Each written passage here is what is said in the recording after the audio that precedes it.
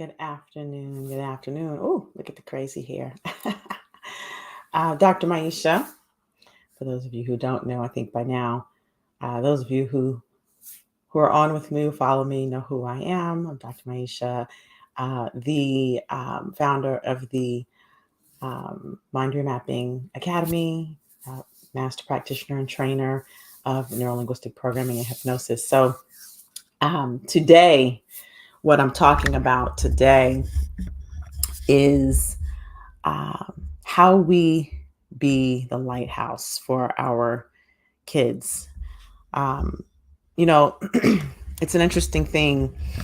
Um, I've been having this conversation all weekend, and with various people, as we have processed. Hey, Brandon, as we process the traumatic events that have happened over the past week, couple of weeks actually, but particularly the the shooting at Uvalde, and so one of the things that the questions that I ask, and I'm going to tell you a little story in just a moment because I know this hit hard with the nation, and particularly for parents, and even more so for parents who have children of a certain age. Thank you, Dr. Larkins. Um, and so the question that came up. Well, before I go there, before I go there, I just want to tell a little story. So this hit particularly hard for me because only a month ago, my son, who's 7 years old, and I had a conversation. He goes to a school that's very very diverse. It happens to have a lot of refugees that attend the school, and he goes into an aftercare program for a short time after the school ends. And so he gets in the car with me, and I may have shared this in a previous live, but I'm going to share it again because it's very relevant to what I want to talk about today.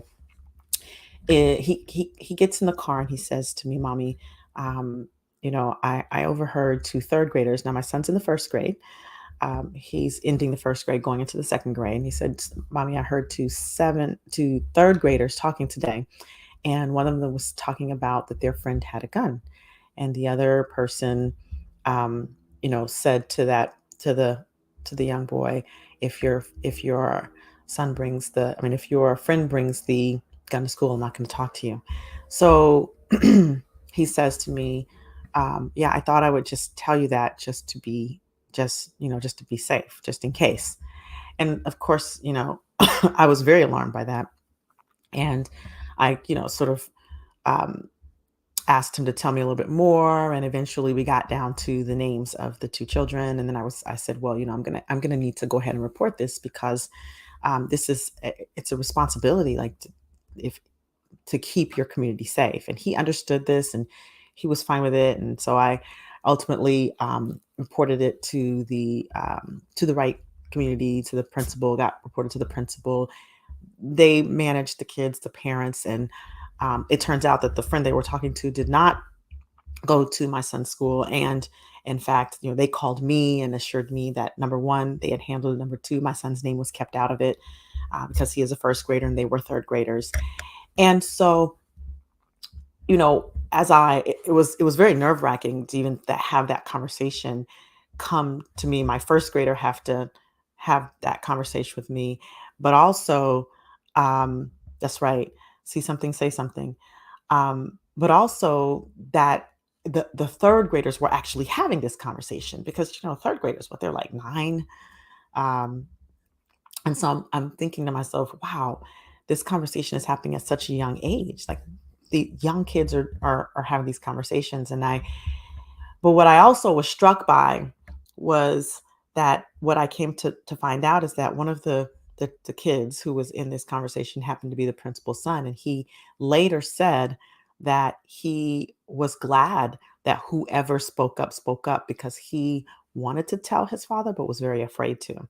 And and so, my question then became, or my gratitude was that my son felt safe enough to have that conversation with me. He saw me as a person who was open enough to be able to come to with that information, right? And it's I attribute it to, and the nature of the relationship between me and my son. We have a lot of conversations that maybe normal parents don't have with their kids, and I allow him to ask a lot of questions, and I ask him questions, and we have these very, for for conversation with a 7-year-old, very in-depth conversations. So I'm very open to whatever questions he has, and I think that could be a reason that he felt safe bringing this to me. And as well, I listen to when he has whatever feelings that he has. We talk about, what are those feelings? Why are you feeling this? When he's angry, what are you angry with? What is the source of your anger? Like, we talk about these things. Now, I'm definitely not saying I'm a perfect parent, because believe me, I'm human and I have my moments. However, I had to acknowledge that this this is a place where I think doing the work, doing the deep work of, um, you know, my managing my own trauma responses, um, expanding my capacity to listen and learn from my son and learn from my child, where that has benefited our relationship. So why do I say that? So I'm going to come back to, as I've had these conversations over the weekend, for what, my question was, how is it that, um, first of all, the two 18-year-olds, now, I mean, there's a whole question of how they were able to walk into a store and buy assault rifles. I mean, that in and of itself, that's a whole systemic problem that I don't have the answer to.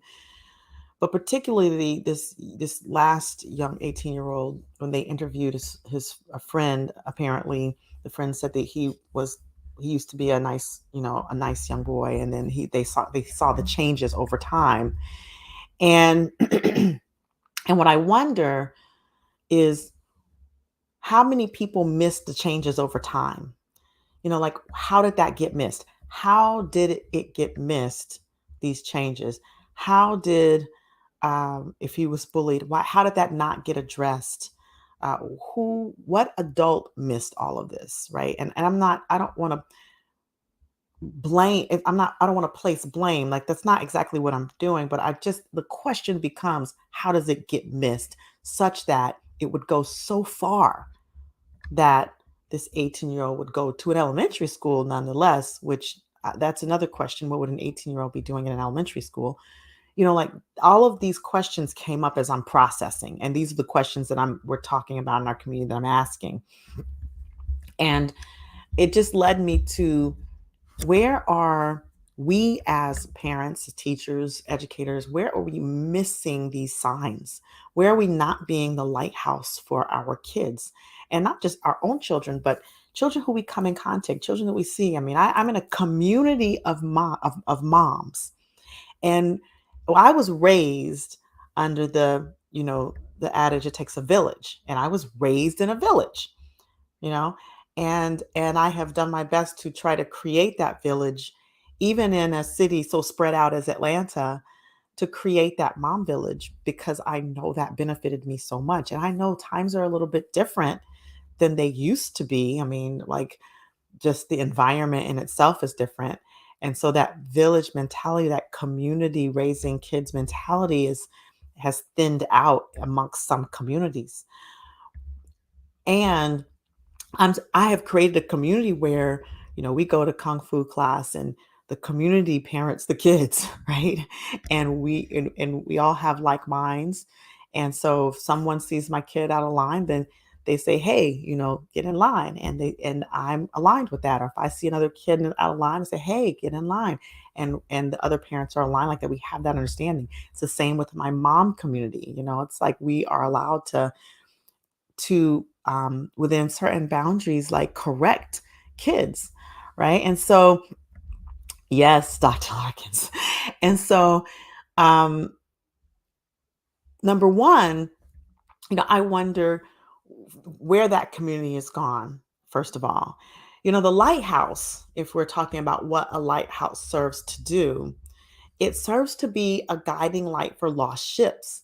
So, the ships are out in the night, in the darkness of the sea or the ocean or whatever, wherever they're at, right?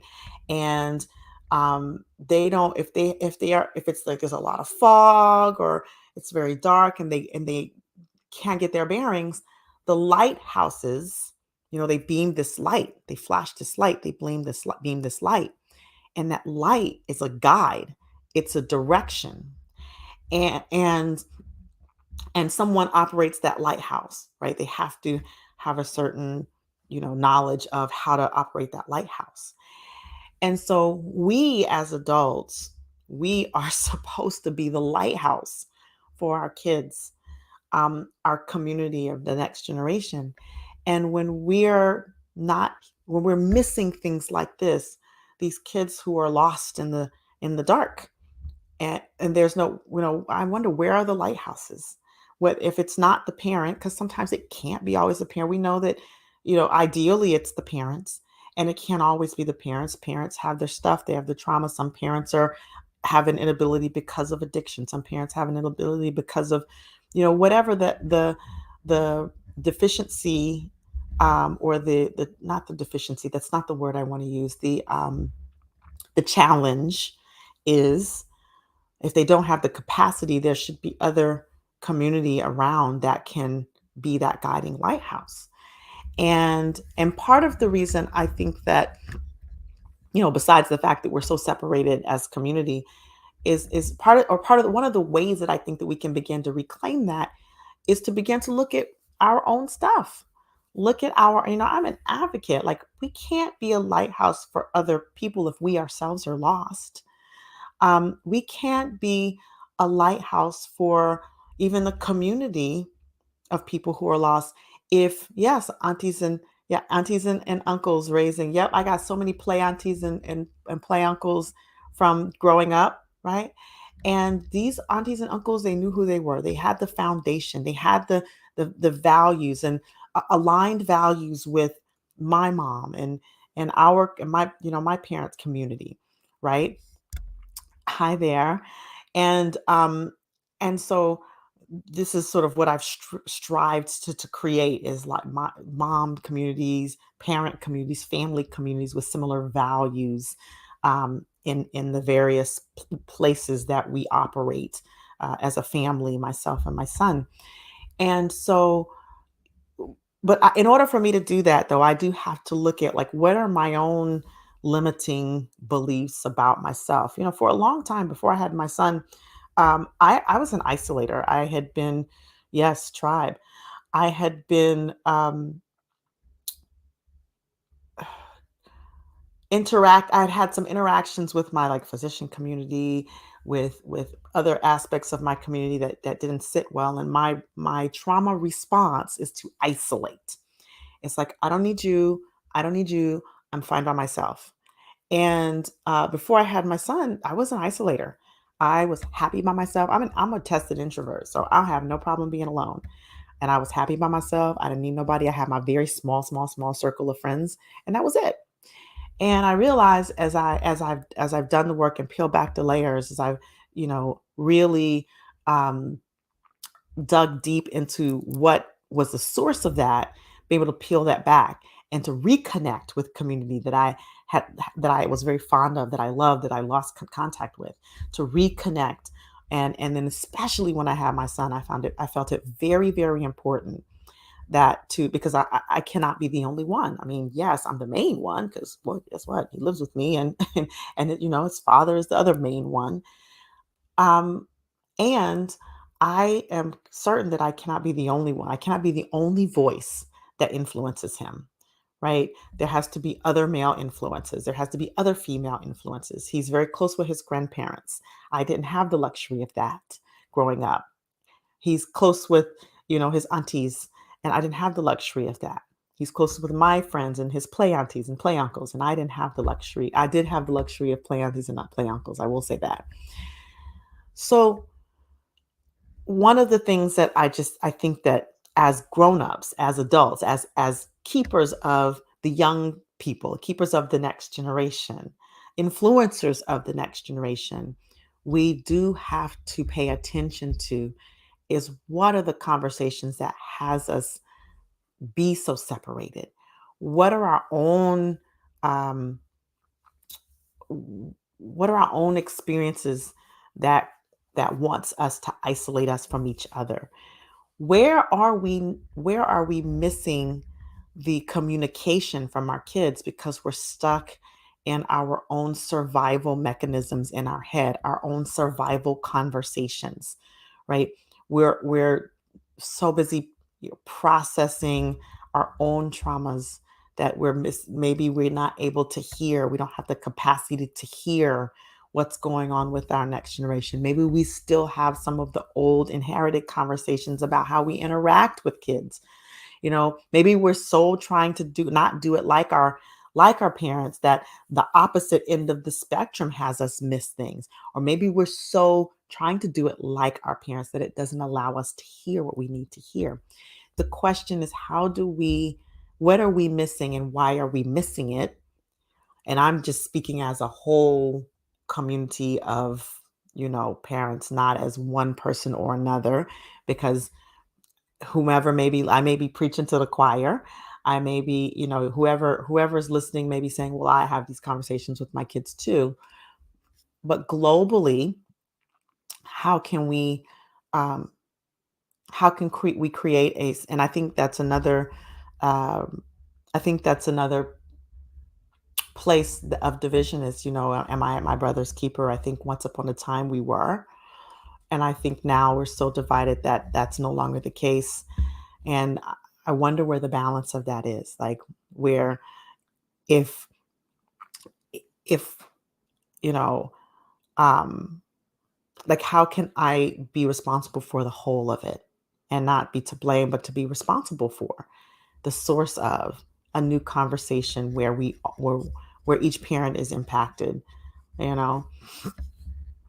And so I think that is the question at hand. And again, I don't have the answers. I'm here posing all the questions and just sharing the conversation that I had over the weekend, and speculating some potential opportunities for growth, um, as parents, as keepers of the children. And so I'd love to hear in the comments what you think, what's going through your mind, what conversations you've had. um, because I read this morning, and I'm not like a big news person, but headlines show up in my inbox.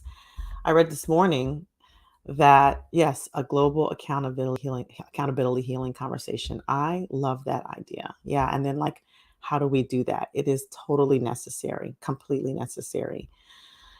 The I read a headline this morning that said a 10-year-old in Florida um, wrote a threatening text to a, that they were going to commit a mass shooting, right? So this is just days after the Uvalde event.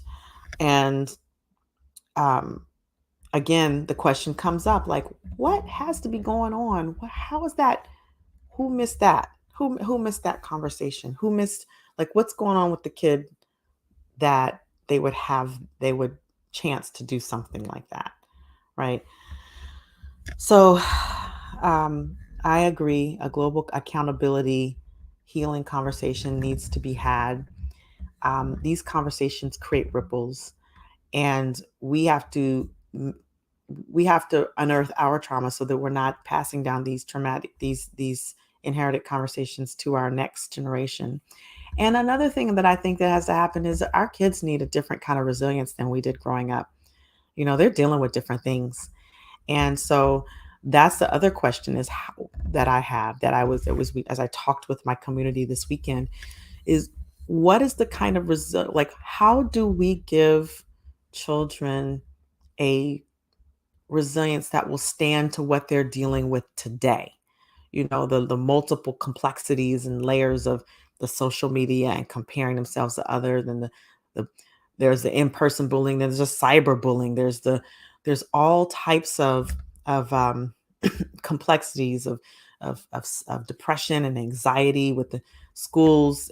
The way that school is done, taking the arts out of the schools, taking the physical activity out of the schools. Like, what is it that needs to be done to give kids a resilience for what they're having to deal with today? um, you know how can we bring a new skill set um, for this beyond just, there's the mindfulness, but then there's something other than that, like a communication skill or a understanding how their brain works and being able to separate, you know, what they're feeling from their actions, from their immediate response. Yes, coping skills and being able to boldly acknowledge their feelings. And they have to be able to boldly acknowledge their feelings in a safe space. And so that's another comes right back to the parents of becoming a safe space, or the adults, I should say, not just the parents and the adults, to creating these, becoming a safe space where children can boldly acknowledge their feelings, all of their feelings, without there being a jump to action. There being more of a listening and an allowing for those feelings to come and be processed, and getting to the source of what those feelings are and the source of what those kids really need in that moment, and what's really missing that would have them have these feelings and have these feelings. And so a lot of times we as grown-ups, as adults, we want to fix it for the kids immediately. But if we're not listening, we're not going to be fixing the right things. If we're not listening, we're not going to be addressing the right things. So again, it comes right back to that: what do we need to handle within ourselves in order to be able to become that space, that safe space, for listening for kids, that open space, so that we're listening in a way that actually draws us to the real root of a behavior, of an emotion, of a feeling, you know. And then um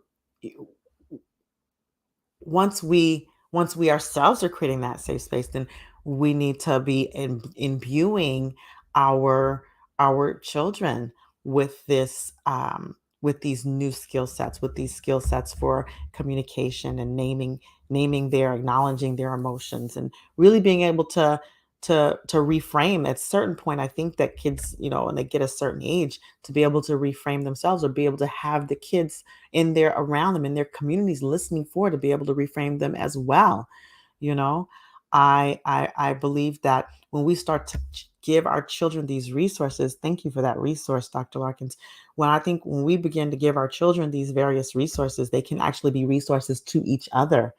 you know I, we only see the children go to school 8 hours a day. And so if the children have these resources, and they're listening for what makes a difference, or what's going to make the difference in their friends, then it's a friend that can save a life. It's a friend that can save a community. In residency, um, it was a friend that saved my life, not a faculty, not an attending. It was a friend. It was a friend that I felt safe to go to and share. It was a friend. And so I think, in the same way that, as adults, our friends are listening for those red flags, or listening for those outcries for help. In kids these days, that skill set can be imbued, but we have to first be able to create the space for to be able to be that listening for them, and then teach them those skills. So that's if I were to say that was one of my if I were to say that a promise to the world, that would be one of them, to be a part of that, to be a part of creating that in with my particular skill set, to be a part of bringing that level of skill to kids in communication and listening, and that level of resilience to that next generation. I love the YMC Healthy Kids Day that you brought, Dr. Larkins. Thank you for that. So, takeaway: we gotta be the lighthouse for our kids, for our next generation. That's parents, that's educators, that's community, right? We In order to do that, we need to manage and deal with our own stuff, right? And um and then I think that will allow us to be the safe space for listening for our children. And when I say our children, I mean like our all of our children. So like my child is my biological child, but I have children all over, right? My community of children. And to be that safe space for the listening for them, and then to be able to give them a new skill of listening themselves, as well as a new skill of communication and reframing, and so that they can perhaps, if a child doesn't feel safe enough in the moment, or doesn't have the space in the moment to go to an adult, maybe a kid might be the one to save their life, and then bring the adults in, at a later time. So those are the conversations that have been percolating for me this week. I just wanted to pass them on, and pass them on for you all to have these conversations in your own community, because, like our guest said in here, Dr. Larkins, thank you. Um, there needs to be a global accountability conversation, and it needs to be, there's the stages of change, right? So we need to have it as a conversation, and we need to create some type of global accountability in action as well. So with that, I will bid you adieu. You all know how you can reach me. First of all, I'm gonna just share, that you've seen me. We're doing this women's legacy retreat, and we'll probably be taking some of these conversations, these inherited conversations, to a deeper level inside of this retreat. That's coming up June 24th through 26th. Early bird registration ends tomorrow. So today's, you got one more day to get in the early bird registration if you are thinking about coming. Links in the bio if you wanna join in. And so, and then if you're joining me on Instagram, if you're on Instagram with me, links in the bio. If you're on YouTube, or it'll be in the show notes when the show notes get updated for the podcast. And then if you're on any other platform like Facebook or LinkedIn, um, there's an event, and I'll put it in the comments. I'll make sure to put it in the comments. So if you want to come join us in Atlanta, actually it's going to be a little bit north of Atlanta, North Georgia mountains, Ridges Resorts Lake. It's beautiful. It's going to be awesome. It's limited seats. Only have a few more seats. We're getting people jumping in. So if you want to join us, ladies, this is a women's retreat. Sorry, guys. We'll do one for you later.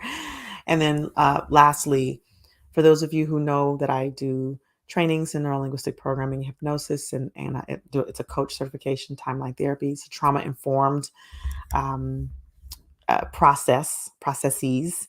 And so those of you, whether you're a doctor, your coach, your counselor, your therapist, my goal is to duplicate myself out in the world with these tools, these very transformational tools for healing. And I have training coming up in September and November. So if you're interested in jumping into one of those trainings, and if you're on Instagram in the bio link, you can just schedule a call with me. We could talk about it. Any of the other platforms, the link will also be in the comment section, or you can just message me directly. You know where to find me. All right, you all have a wonderful rest of the week. And I think I'll be back next Tuesday. I may be skipping next Tuesday. We'll see. I'm going on vacation, y'all. So you'll see some pics. All right. Have a great one. Be safe.